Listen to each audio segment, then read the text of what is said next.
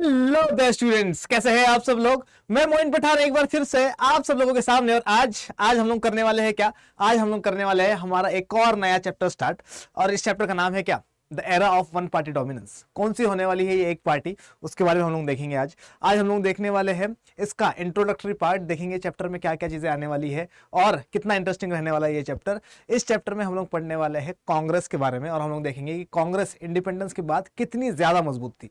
आप सबका स्वागत करता हूं मैं अड्डा 24/7 पर, जो कि आप लोगों को लेकर आता है बहुत सारे इंपॉर्टेंट वीडियोस, बहुत सारे शॉर्ट्स, बहुत सारे नोटिफिकेशंस, बहुत सारे अपडेट्स, और आप सबकी हेल्प करता है आपके एग्जाम में मार्क्स को रेज करवाने में और आपका एग्जाम क्लियर करवाने में। तो चलिए शुरू करते हैं the era of one party dominance. सबसे पहली चीज ये क्या बता रहा है हमें, ये बता रहा है हमें कि हेडिंग को समझिए। Era of one party dominance मतलब क्या, एक ऐसा जमाना, एक ऐसा टाइम पीरियड जहां पर सिर्फ और सिर्फ एक ही पार्टी का डोमिनेंस रहेगा, है ना। ठीक उसी तरीके से जिस तरीके से यूएसए का डोमिनेंस हो जाएगा यूएसएसआर के टूटने के बाद, है ना। तो अब सीन क्या है, एक ही पार्टी यानी कि इंडियन नेशनल कांग्रेस इतनी ज्यादा स्ट्रांग पार्टी बन जाएगी आजादी के बाद कि लगभग 15-20 साल उसी का राज रहेगा, उसी का डोमिनेंस चलेगा और बाकी पॉलिटिकल पार्टीज उसके सामने छोटे छोटे बच्चे की तरह लगेंगे और ऐसा लगेगा कि कांग्रेस को हराना नामुमकिन है। ठीक है, इस चीज को हम लोग क्या करते हैं, इस चीज को हम लोग कनेक्ट करते हैं पहले वाले चैप्टर्स के साथ, है ना।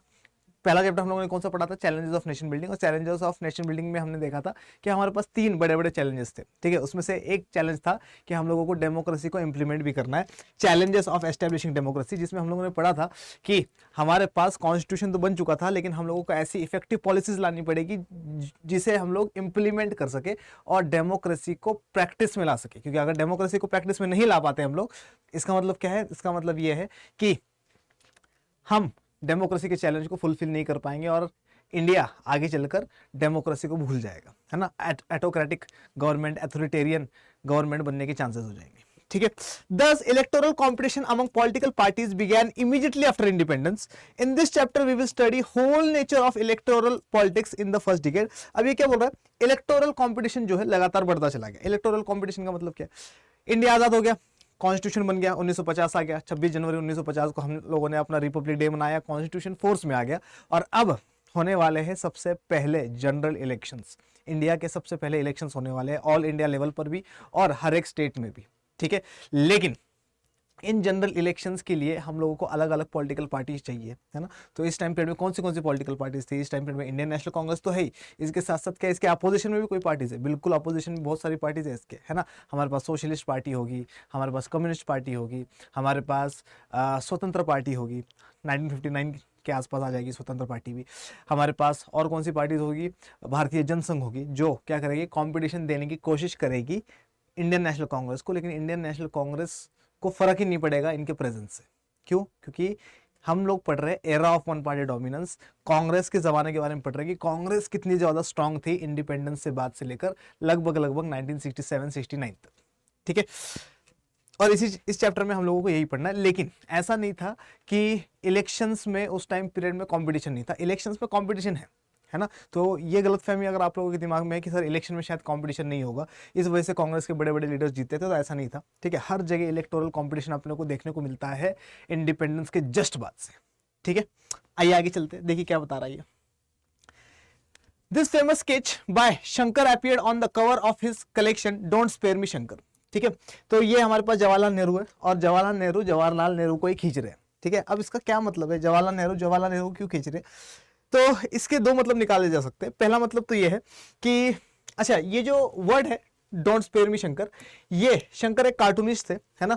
और डोंट स्पेयर मी शंकर ये जो अल्फाज है ये किसने बोले, ये खुद शंकर ने बोले। ठीक है, तो शंकर वॉज अ कार्टूनिस्ट जो क्या करता था, जवाहरलाल नेहरू को, एक ऐसे प्राइम मिनिस्टर को जिनके कंपटीशन में शायद उस टाइम पीरियड में कोई भी नहीं है, उनको क्रिटिसाइज करता था। ठीक है, उनकी पॉलिसीज को क्रिटिसाइज करता था। तो ये क्या दर्शाता है, ये एक तरीके से ये दर्शाता है कि रूलर भी कौन है, रूलर भी जवाहरलाल नेहरू है, यानी कि कांग्रेस को दर्शा रहे, और अपोजिशन में भी कौन है, कांग्रेस ही है। ठीक है, मतलब कांग्रेस के टक्कर कोई नहीं है उस टाइम पीरियड में, ये भी दर्शाता है। और ये भी दर्शा रहा है इसमें क्या कि जवाहरलाल नेहरू जो है वो इंडिया के प्राइम मिनिस्टर भी थे और इंडिया के फॉरेन मिनिस्टर भी थे।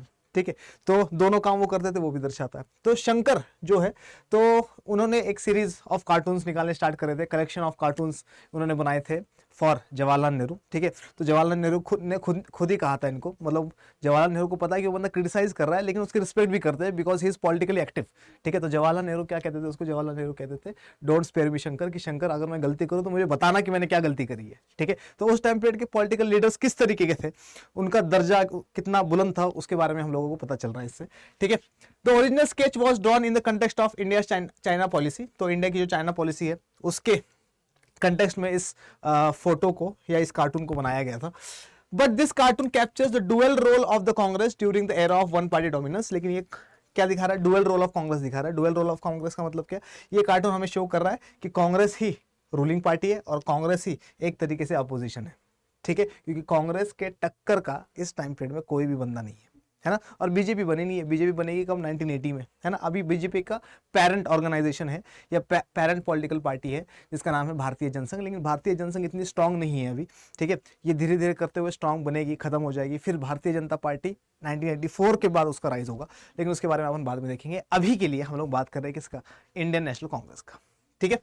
आगे आते हैं, आगे देखिए क्या बता रहा है, what are we going to study in this chapter. इस चैप्टर में हम लोग क्या क्या पढ़ेंगे। सबसे पहले चीज, challenges of building democracy. Democracy को बिल्ड करने में हमारे पास क्या क्या चैलेंजेस है ना। डेमोक्रेसी को बिल्ड करने का मतलब क्या है, हम लोगों को कॉन्स्टिट्यूशन में जो जो चीजें लिखी है उन सब चीजों को इंप्लीमेंट करना है, ठीक है, और उस चीजों को प्रैक्टिस में लाना है। तो उस टाइम पीरियड में क्या क्या चैलेंजेस है हमारे सामने, वो सारी की सारी चीजें हम लोग देखने वाले हैं।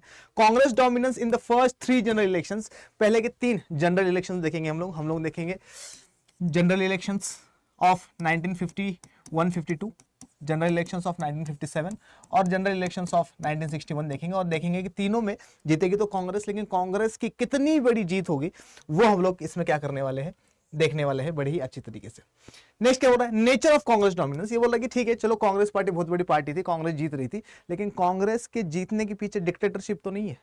कांग्रेस के जीतने के पीछे उसका नेचर कैसा है कांग्रेस का, कांग्रेस के जीतने के पीछे तानाशाही तो नहीं है, अथॉरिटेरियन तो नहीं है, फ्री एंड फेयर इलेक्शंस हो रहे या नहीं हो रहे। तो कांग्रेस के डोमिनेंस का नेचर देखेंगे हम लोग कि कांग्रेस कैसी पार्टी है, कांग्रेस के कैरेक्टर के बारे में स्टडी करेंगे हम लोग इसमें। Congress as social and ideological coalition, तो हम लोग देखेंगे Congress as a social and ideological coalition की तरह कैसे काम करती है ना। सोसाइटी के लोग कांग्रेस के बारे में क्या सोचते हैं, कांग्रेस को कितने % वोट मिलते हैं, ठीक है, क्या मेजोरिटी ऑफ वोट सिर्फ कांग्रेस को पड़ते हैं, है ना।